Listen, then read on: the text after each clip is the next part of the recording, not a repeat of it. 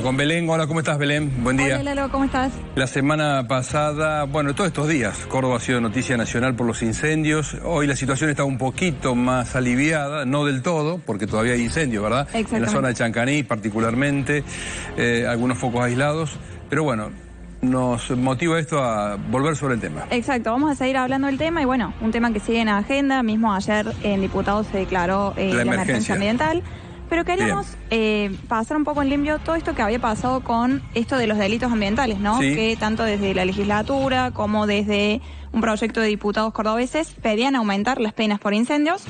Y bueno, también es un reclamo de muchas organizaciones ambientales de hace un par de años. Pero dijimos, bueno, veamos para atrás cuáles son los antecedentes en la justicia de qué ha pasado con estos casos. Entonces, encontramos un informe del Tribunal Superior de Justicia que... ahí vamos a poner bien la placa, porque analiza los casos que pasaron entre 2015 y 2019. Informe de causas de incendios. Bien. En esos años hubo 25 nuevas causas. Solo el 36% llegó a la etapa de investigación, el 36% llegó a juicio y solo el 28% tuvo sentencia. Mira. Que parece un número bajo, digamos, si uno lo mira a simple vista, pero comparábamos también con otros tipos de delitos, hablando con Roberto también, y bueno, me decía, en casos de corrupción, el porcentaje que llega a condenas es muchísimo más bajo, ¿no? Más bajo, claro.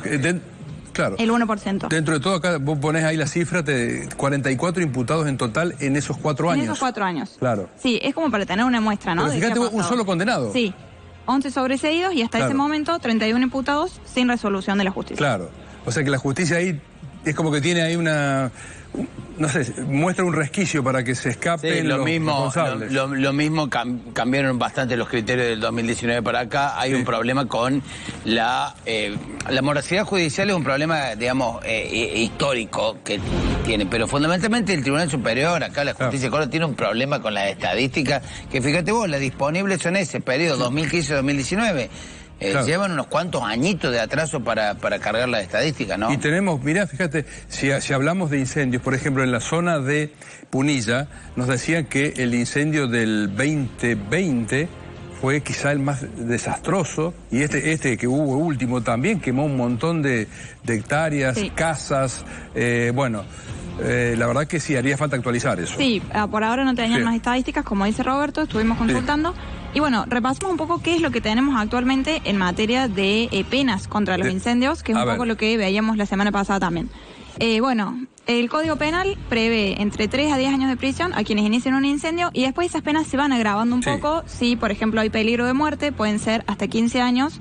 Si efectivamente se causa la muerte de alguna persona, pueden ser hasta 20 años. 20 años. Y después el artículo 180... Yo no conozco a nadie que haya pasado 10 años en la cárcel por esto. Claro. Bueno, ahí veíamos en esos años un solo condenado. Uno solo. Y si se tiene en cuenta que se cree que la mayoría de los incendios son intencionales, por ahí si comparas, bueno. Y también en el artículo 189 se prevén también penas de prisión de 1 mes a 1 año, para cuando es estos casos por negligencia o imprudencia que no se consideran intencionales. Por eso cuando detienen a alguien, ahí a los pocos días lo encuadran medio dentro de esto, ¿no? A los pocos días lo liberan. Y bueno, también, otras leyes que hay, como por ejemplo la Ley Nacional de Manejo de Fuego, prevé algunas sanciones administrativas que nos decían algunos abogados son un poco simbólicas, ¿no? También, y que efectivamente tampoco hay muchos antecedentes de que alguien haya pagado una multa por esto. Y algo que nos decían muy interesante es que no existen multas ejemplificadoras, ¿no? Esto de que vos iniciás un incendio y pagues una multa realmente importante para que para reprimir esa conducta y que nadie lo vuelva a hacer. Pero veamos qué pasa en otras partes del mundo, ¿no? Bueno, con esto de... hay un caso muy emblemático que es en Estados Unidos. California, con los incendios gravísimos que hubo en California entre 2017 y 2018. Hubo más de 100 muertos, en un momento hubo desaparecidos. Y es el caso de PG&E, que es una empresa de electricidad y gas, ¿no? Una distribuidora de gas. Exacto. ¿Qué pasó ahí? Pero mirá la multa que le metieron. La multaron con $1.700 millones a esta empresa de gas y electricidad. Y encima por negligencia, ¿no? Porque tenía líneas eléctricas defectuosas, postes de madera, terrenos no despejados en la zona de las líneas de alta tensión. Bueno, obviamente esta multa terminó llevando a la quiebra de esta empresa. Ah, sí, claro, sí. Claro, imagínate una empresa con mucho poder, ¿no? De luz y electricidad de la zona de California. Volviendo a Córdoba, conozco un caso, no sé si es el único, me acuerdo que puede ser otro más. Pero aquí en Córdoba conozco un caso que un particular, un forestador, le ganó un juicio, en realidad arregló un juicio con EPEC. Se le quemaron creo que como, no me acuerdo si 200 hectáreas de pinos.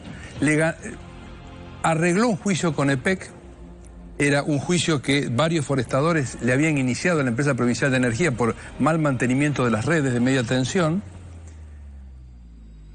Ese juicio colectivo, uno solo de los damnificados decidió arreglar porque veía que en la justicia no le iban a llevar el apunte. Bueno, le terminaron pagando en cuotas. El resto de la gente que perdió también sus hectáreas forestadas no le pagaron un centavo. Digo, la justicia nunca enfrentó a EPEC acá por su responsabilidad en los incendios. Un ejemplo, lo que pasó en Potrerillo.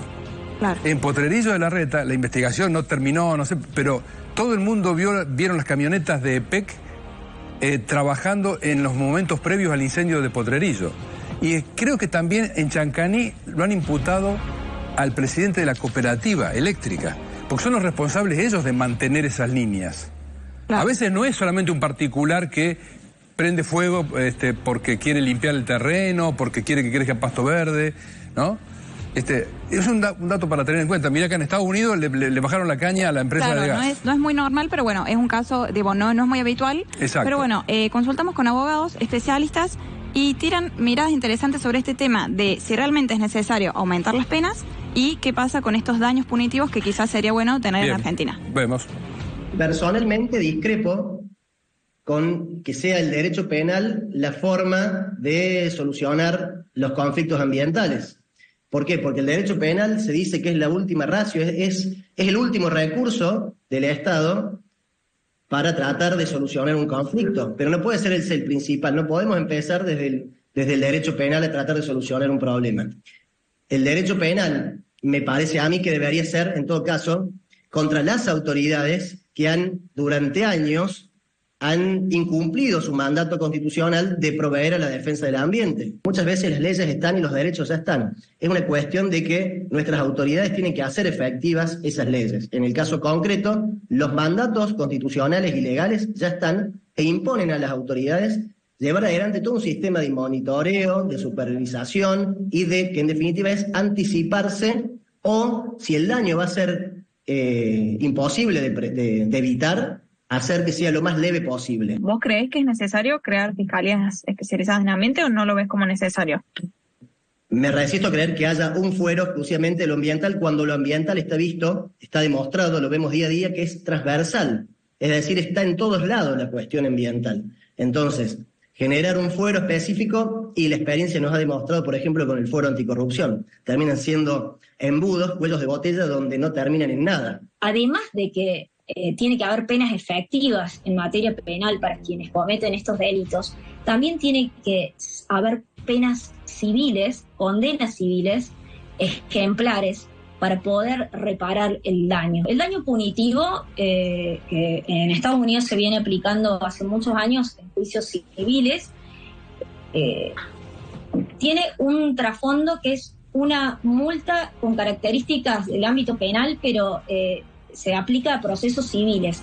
Entonces, más allá de los rubros indemnizatorios que uno generalmente reclama, que tiene que ver con el daño moral, los daños materiales, las pérdidas de ganancias, también se concede el daño punitivo, y en Estados Unidos esos daños son ejemplares. Por ejemplo, puede ser el daño moral por $20.000, pero por daño punitivo una cifra de millones y millones de dólares. Es decir, lo que hace es disuadir a las empresas, a los que atentan contra el medio ambiente, a que tengan esas conductas. Y bueno, eso estaba en el anteproyecto del Código Civil, y por razones que se desconocen, ese rubro fue relegado y quedó solamente para el ámbito del consumo.